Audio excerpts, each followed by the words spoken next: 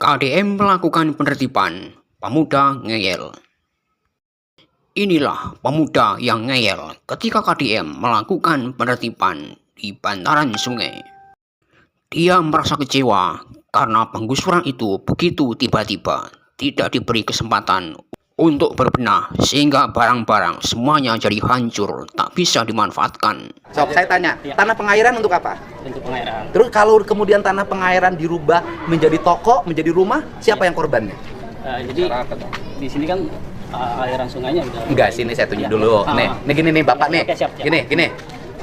Tanah orang lain. Tanah negara. Ya, oke, Ya, tanah orang lain kan, ya, siap. bukan hak Bapak. Nah. Oleh Bapak ditinggalin, Bapak nggak bayar pajak, Bapak nggak bayar sewa. Yang korban itu siapa? Korban yang nggak ada korban sih Pak. Ada, tanah itu korban. Karena nggak ada yang lapor.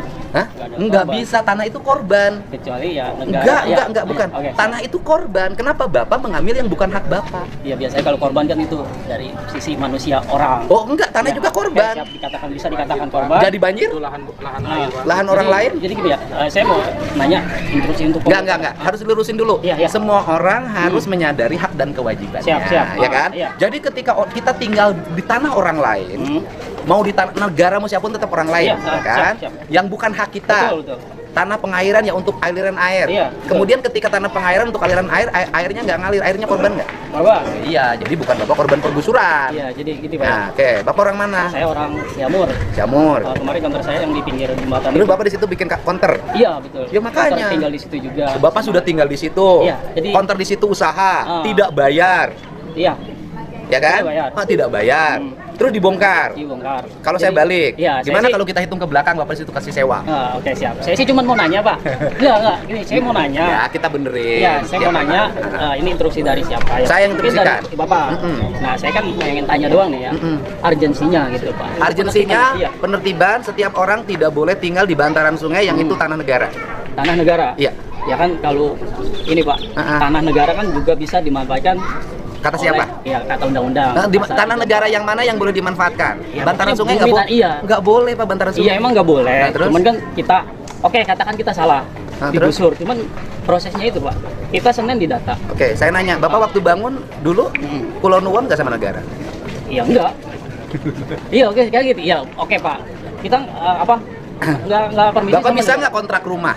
Iya. Kan Bapak sudah buka konter tuh, punya untung. Iya. Kenapa untungnya tidak dimanfaatin untuk buka konter di tempat yang sah? Ya, mungkin setelah ini bisa. Ya Gitu. nggak akan kalau nggak digusur. Iya. Ya sekarang gini. Ya Pak. karena murah kan, Iya. nggak bayar, nggak sewa. Nah, Nggak terus bayar sewa. Iya saya sih maksud saya itu ya kan urgensinya gitu ya. urgensinya ini kan semua. Untuk penertiban kan. Semua Iya, tidak saya boleh sih- nih, bukan hanya di bantaran sungai, di pinggir jalan saya bongkarin kok. Bukannya di sini. Semua yang di Subang lahan dibongkarin, di halang Bekasi, review. di Kota Bekasi. Bio sawah Pak juga semua dibongkarin. Di Kota Bekasi juga Kota dibongkarin. Bekasi lagi melaksanakan Subang. Di Semua Cianjur juga sama, se-Jawa Barat. Malah jadi role model Pak. Nanti Iya. di provinsi lain juga Ikut. Depok.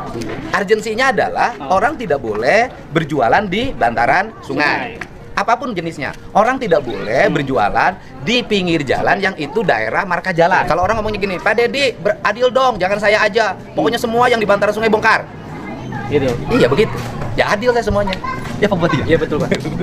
Cuman ya itu Pak, saya mintanya ya kemarin ya. Satu, Senin kita didata, dua kita dikasih surat peringatan.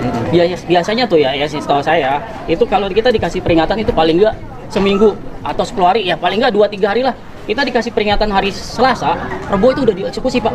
Belum sempat buka-buka kita yang kayak kanopi kita yang masih berharga. Kalau kita bongkarin sedikit-sedikit mungkin masih bisa dipakai di tempat berikutnya Pak. Tapi karena langsung dibongkar ya apa daya gitu. Harusnya kan kita dikasih waktu juga Pak buat bongkar-bongkar.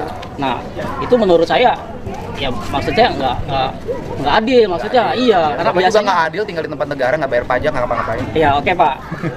Nggak apa-apa ya kita